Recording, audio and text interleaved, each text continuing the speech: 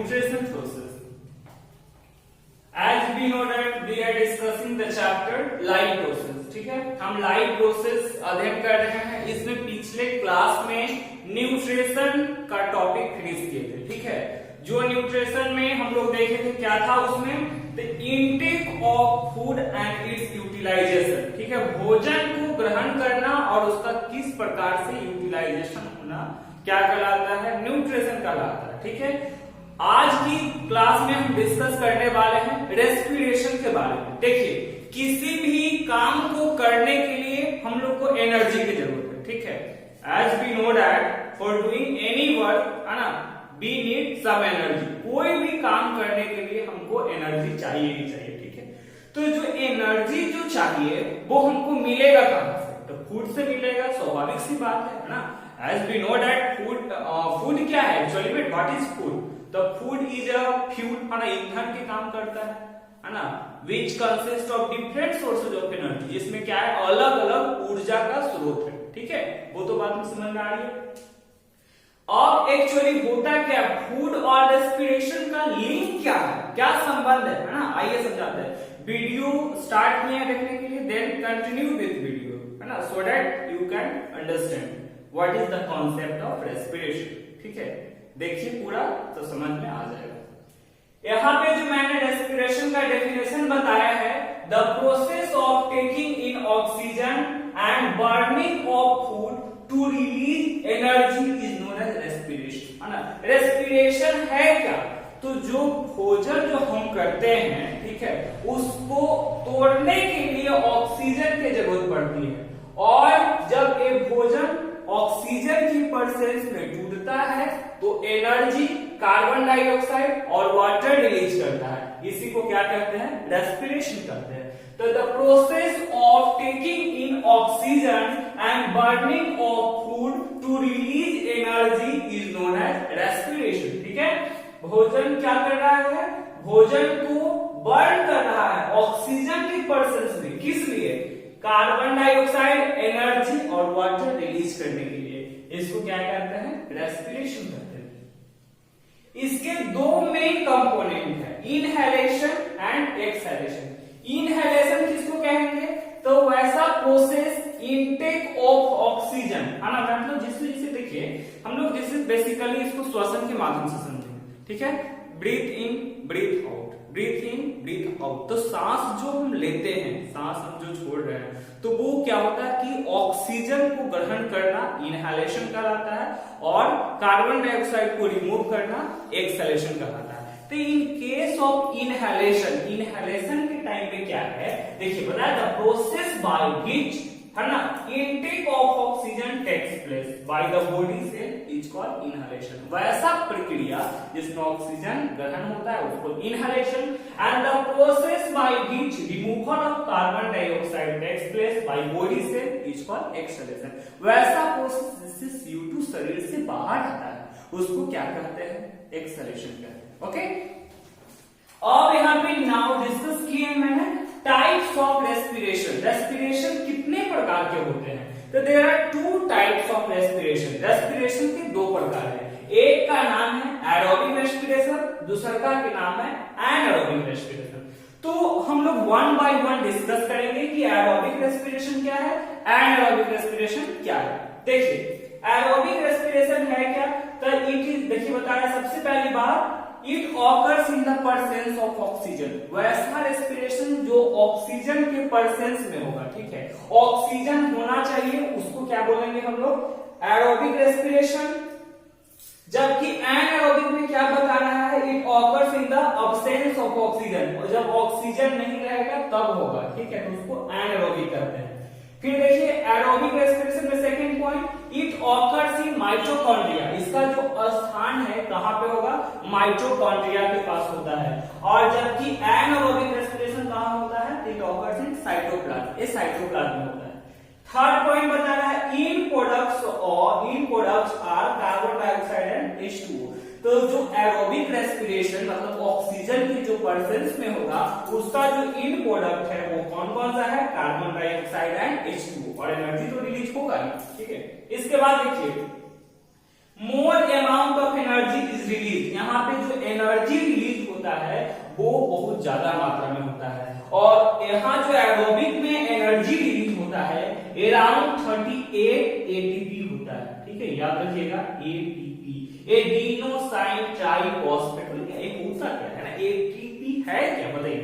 तो एटीपी जो है currency of energy in case of biology. जैसे फिजिक्स में एनर्जी जूल में मेजर करते हैं, उसी प्रकार से बायोलॉजी में एनर्जी को हम एटीपी में मेजर करते हैं। एक करेंसी है, मुद्रा है, किसका, बायोलॉजी में एनर्जी, ठीक है। ए जो है बता रहा है 38 एटीपी, यहाँ पे ऑक्सीजन के परसेंट हो रहा है, यानी एरोबिक में ज्यादा एनर्जी रिलीज होगा, जबकि एनारोबिक के केस में लेस एनर्जी रिलीज। यहाँ जो एनर्जी रिलीज होता है वो होता है 2 एटीपी, ठीक है, 2 एटीपी। इसके बाद देखिए here food is completely break down. Aerobic respiration में क्या होता है, भोजन जो है वो पूरी तरह से टूट जाता है, ठीक है। इसमें बता रहा है food breaks down partially, partially का मतलब होता है आधा अधूरा, ठीक है। तो यहाँ भोजन जो है वो आधा अधूरा टूटता है, जबकि एरोबिक रेस्पिरेशन के केस में भोजन जो है यहाँ से कंप्लीटली टूट जाता है, ठीक है। Very simple. Now come to the point. अब आ जाइए ह्यूमन रेस्पिरेटरी सिस्टम के बारे में बात करेंगे, मानव है ना श्वसन तंत्र के बारे में हम लोग बात करते हैं। देखिए होता कैसा है इसमें, देखेंगे सबसे पहली बात, बाहर में नोज है ना, नोज है, ठीक है। नोज से क्या करते हैं, गैस को इनहेल किए, जो वातावरण में जो एयर है उसको इनहेल किए। जिस गैस को आप इनहेल करेंगे तो नसल पासेज से प्रवेश करता है, उसमें फाइन हेयर, छोटे छोटे बाल होते हैं, उसका काम क्या है, तो फिल्टर द एयर। उसमें जो डस्ट पार्टिकल है ना, जो वायुमंडल में जो एयर है उसमें जो डस्ट पार्टिकल है, जितना भी इम्प्यूरिटी जो है वो फिल्ट्रेट हो जाता है नसल पासेज में फाइन एयर के द्वारा, जो छोटे छोटे बाल है, ठीक है। आफ्टर दैट ट्रैकिया, तो वो क्या करता है, transport air to and from the lungs, ये लंग्स यानी फेफड़ा तक पहुंचाने का काम करता है और वहां से लाता भी, ठीक है। इसके बाद bronchi deliver air to the alveoli, alveoli के पास गैस को पहुंचाता है।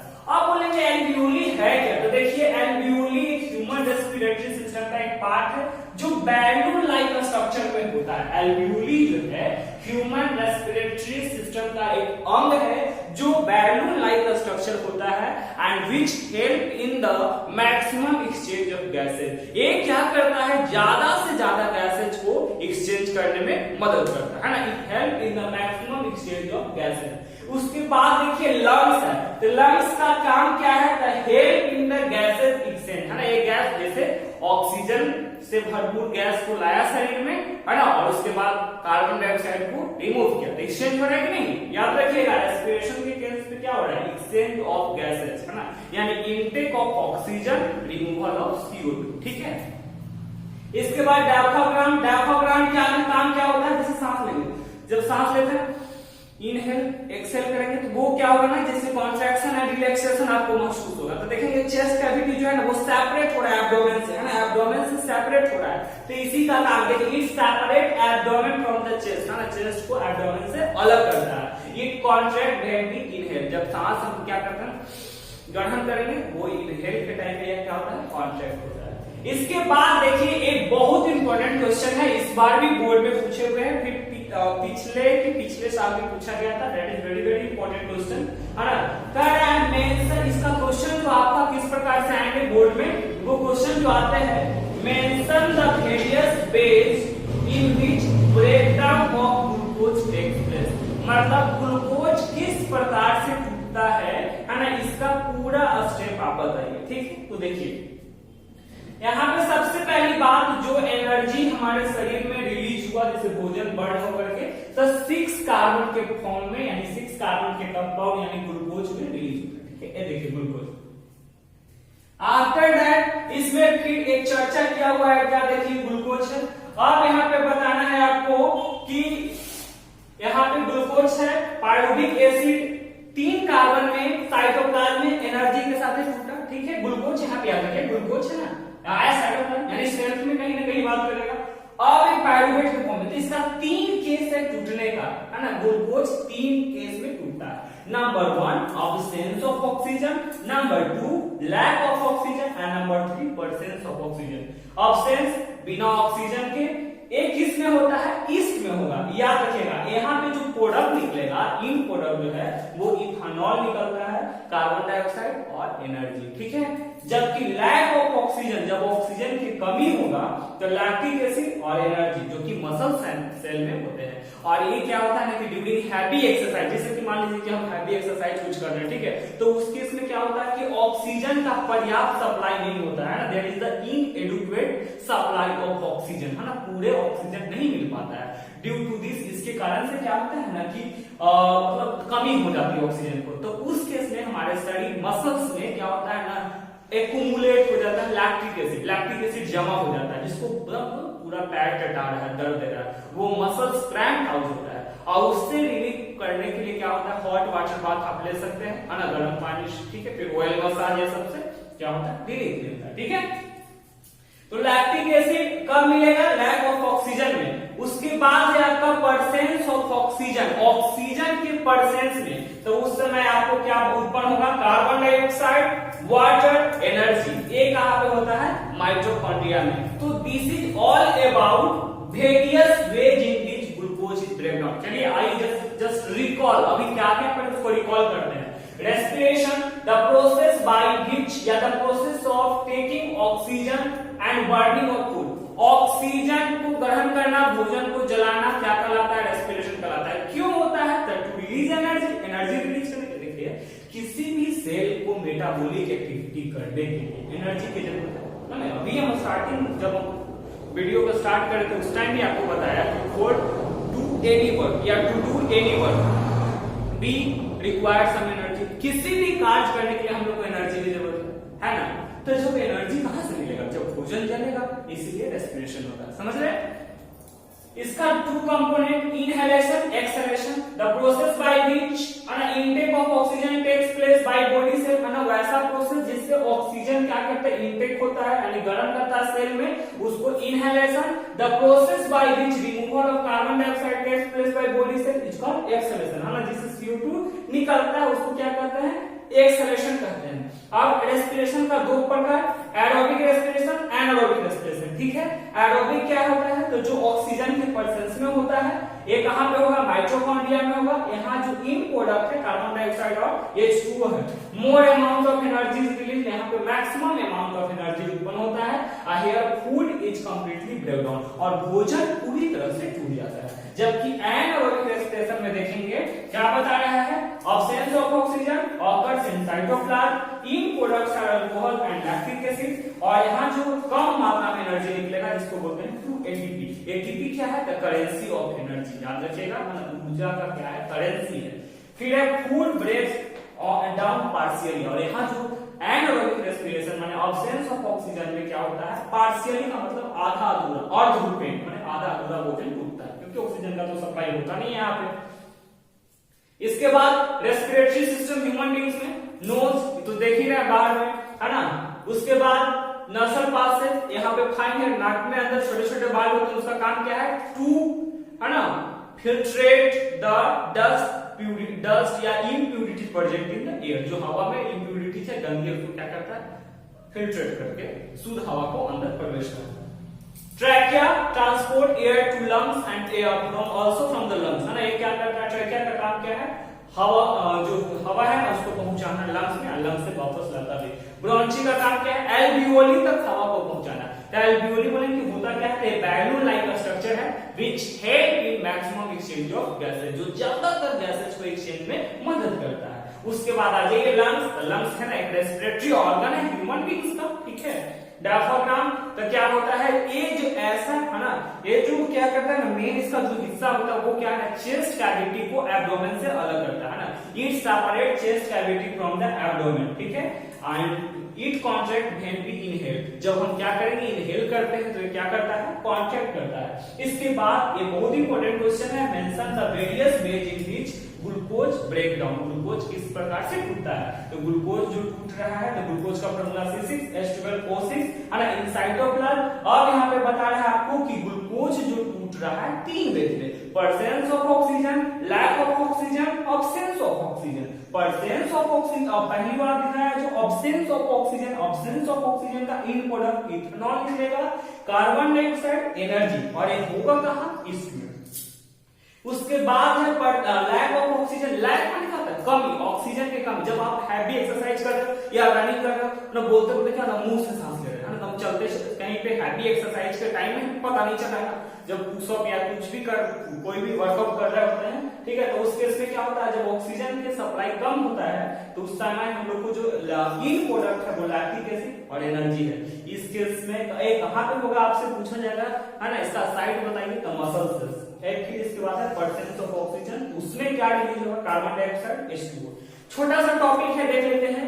रेस्पिरेशन इन प्लांट के बारे में जब बात करेगा तो प्लांट में भी रेस्पिरेशन होता है, याद रखेंगे। और ये किसके जरिए होता है? स्टोमाटा के जरिए होता है, जब लीफ मौजूद होता है तब, ठीक है। बाय रूट्स भी होता है, तो रूट्स से भी होगा, लीफ से भी होगा, और जिसमें क्या है कि लीफ नहीं है, सिर्फ और सिर्फ स्टेम है, तो उसमें लेंटिकल्स मौजूद होते हैं, याद रखेंगे, ठीक है।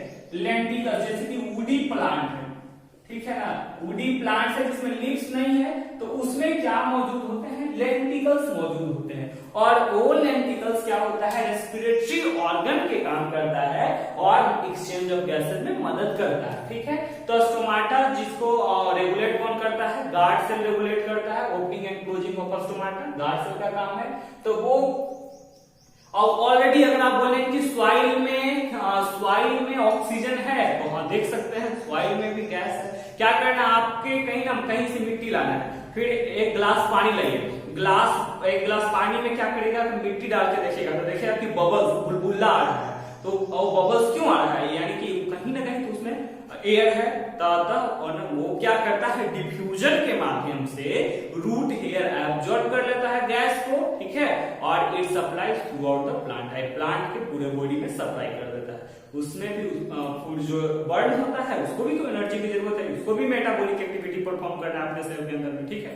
तो इस प्रकार से रेस्पिरेशन इन प्लांट। एक क्वेश्चन आता है लास्ट में रेस्पिरेशन इन एनिमल से कि with an experiment so that the air which we exhale out consists of carbon dioxide। Experiment के जरिए आप बताइए कि जो हम एक्सहेल एयर करते हैं उसमें CO2 का मात्रा होता है। तो इसको दिखाने के लिए आपको क्या करना होगा, है ना, लाइम वाटर लेना होगा, ठीक है, चूना पानी, ठीक है। और वो क्या करना है ना कि आपको एक स्ट्रॉ लेना होगा, ठीक है। तो जो जब मतलब सांस हम ले रहे हैं तो लेने के टाइम में नहीं डालना है, छोड़ जिस समय हम रिलीज करेंगे ना, ठीक है, तो उस टाइम क्या करना है, आपको उसमें वो एयर को, एक्सहेल एयर को लाइम वाटर में पास करना है। ध्यान से सुनिए, है ना, pass the exhale air through the straw in the lime water, ठीक है, लाइम वाटर चूना पानी में पास करना। देन आफ्टर सम टाइम, कुछ समय के बाद, we will observe that lime water turns milky. कुछ समय के बाद देखेंगे क्या कि वो, है ना, मिल्की जैसा हो जाता है ना। तो एक किसका प्रॉपर्टी होता है मिल्की टर्न करवाना? तो CO2 का, ठीक है। क्लास 10 में 2 टेस्ट ही पढ़ा जाता है, एक हाइड्रोजन का टेस्ट, दूसरा CO2 का टेस्ट। हाइड्रोजन का टेस्ट में याद रखेंगे, है ना, इट प्रोड्यूस पॉप साउंड, है ना, पॉप साउंड प्रोड्यूस करता है। जबकि CO2 के केस में क्या होता है, it turns lime water milky, A lime water को मिल्की टर्न्स कर देता है। So this is all about respiration topic, है ना। आई होप समझ में आया हो, एंड थैंक यू, लाइक करें, सब्सक्राइब करें।